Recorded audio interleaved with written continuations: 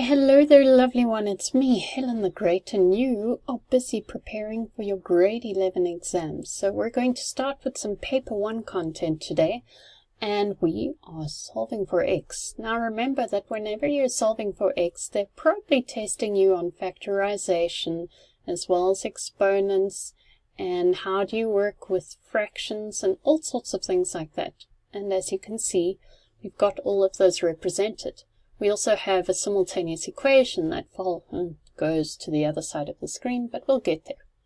So let's start with question A. We've got x squared is equals to 4x. Now, because it is a quadratic equation, and I know that because of the squared, squared, quad, yes.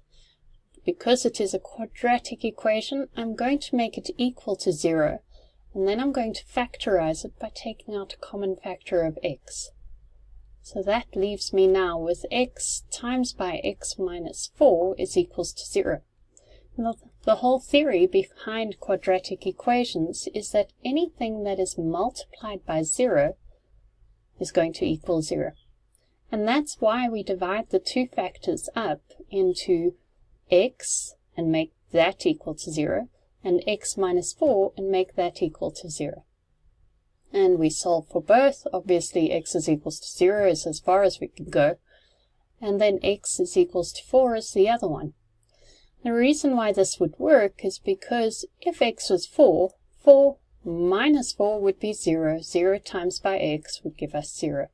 So that's how that works, and you should feel very comfortable with that after grade 10.